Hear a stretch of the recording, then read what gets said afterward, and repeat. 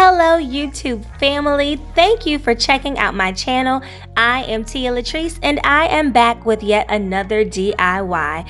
If you haven't already, go ahead and click that subscribe button and the notification bell, and that way you will be notified each and every time I upload new content. Okay guys, so my husband and I just recently bought a new TV, and in the box came this super large, super sturdy piece of cardboard covering the screen. It's about 30 by 60 inches, and I just couldn't bring myself to throw it away. So I had to figure out something creative that I could make out of this. I had a few different ideas, but I decided to go with something for my wall. So I came up with this beautiful textured canvas wall art. So I'm going to show you how I did that. So in addition to the cardboard cutout, I also used this all-purpose lightweight joint compound. Got this from Home Depot for about $7. I also used this 3-pack knife set. I did use all 3 of these. I believe I got these from Amazon for about $3 or $4. I'll put the link in the description below. And then I just used some leftover paint that I had from before, just used a little bit of that. So I'm going to show you how I did this. It's super easy. So one thing you're going to definitely want to do if you attempt this yourself, make sure that before you start, you put down a tarp or some sort of protective plastic for the area that you are creating in, because this can definitely get a little messy. It's super easy to do, super easy to use, but this joint compound can get a little messy. Now, because I was using a cardboard canvas, that's what we will call it, I did want to make sure that all of the cardboard was completely covered. So I didn't want to have any brown showing through. So that was my very first goal, was to cover the entire surface of this canvas so that all that I could see looking at it from any angle was all white. And I wasn't really trying to be like super neat or anything. The whole purpose of this project was to make something that was textured and unique. So I wasn't really trying to get it like perfectly straight or anything like that. But I did want to begin, just as a personal preference, going all in one direction. If you decide to do this, you definitely don't have to do it that way. But I just decided to do it all in one direction until the surface of the canvas was covered. I started with the largest of the 3 knives just so I could get the most joint compound on the knife to begin with. That way I didn't have to go over it quite so many times starting out just to get the base. And this way I also didn't have to spend quite as much time just trying to get the foundation.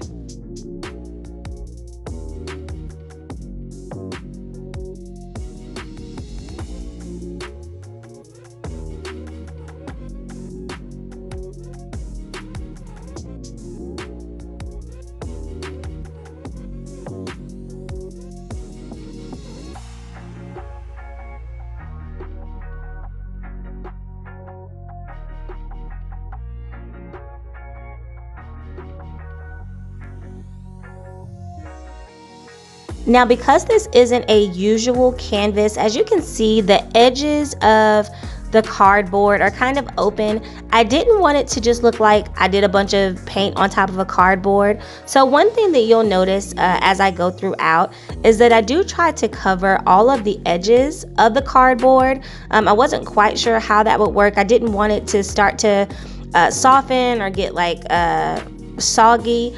But I did very intentionally try to cover every single inch of the perimeter of my canvas.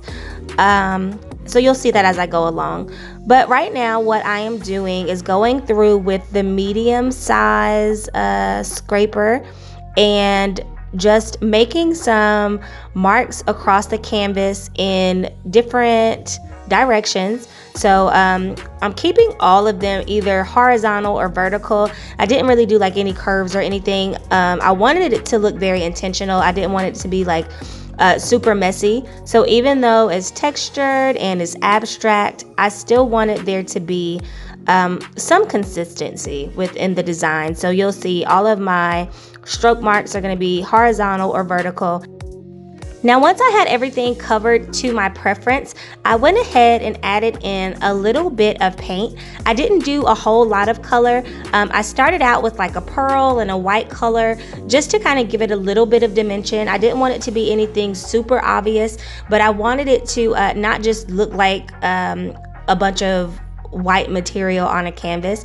So I added in this pearl color first, and then once the pearl was added in, I kind of just use the smallest knife to kind of stroke that in a few different directions. I didn't blend it completely into the joint compound. It's mostly resting on top, but you can tell it's kind of mixed in with some of the stroke marks, and you'll see it a little bit better at the end once everything is dry. But after I added in the pearl and the white color, I went in because I wanted a little bit of contrast, and I very intentionally wanted something that was going to match our loft decor. I wasn't quite sure how this would turn out, so I didn't want it in an area that was like really fancy or anything like that. So I just put it in our hangout area, so our loft upstairs. So I just added in a little bit of black to give some contrast, and I think ultimately in the end it worked very well. I didn't leave like any large spaces of paint. I kind of just sporadically placed it around the canvas, and then I smoothed those out, again keeping with the vertical and the horizontal lines, until I was pleased with the visual image or aesthetic, or however you like to say it. But I just did it until I liked the way that it looked.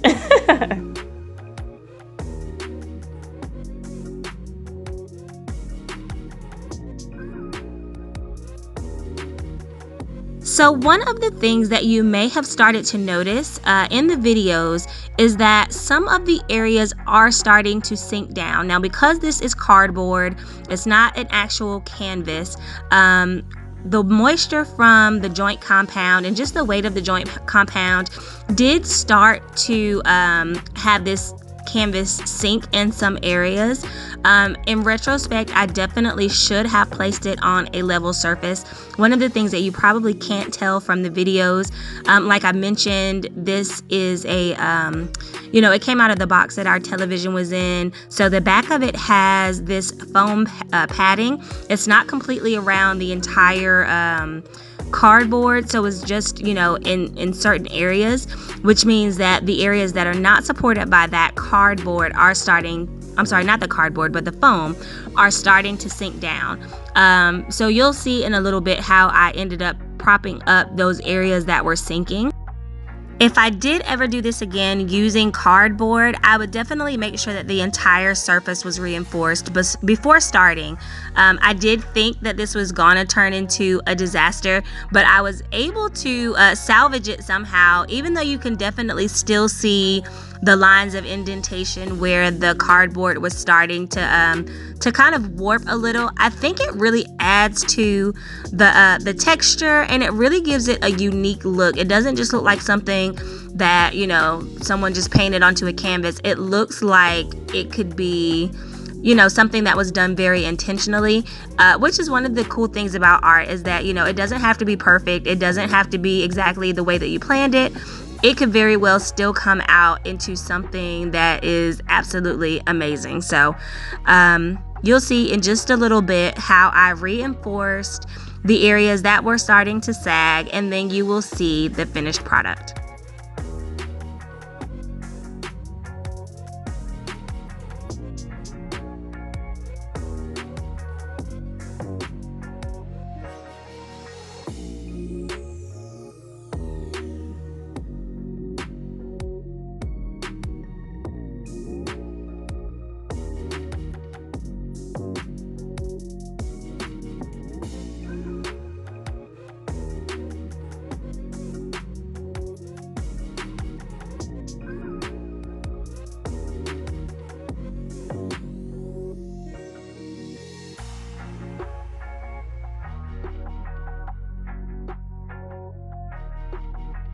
Okay, so here is the reinforced painting. It's on like blocks and cat food and everything else, but I made it work. And here is our finished product. in my loft upstairs, and I absolutely love it. I am so proud of how this turned out. You can see where the cardboard, has those little ruffles from where it was starting to sink in, but I think it just adds to the dimension and the texture of this piece. I mean, honestly, for it to have been, a piece of trash that I literally was going to throw away, to be turned into something that I could put on my wall, and it actually looked like, it's a legitimate piece of art. I am super pleased. So let me know what you think in the comments below, and I'll check you guys out on my next DIY.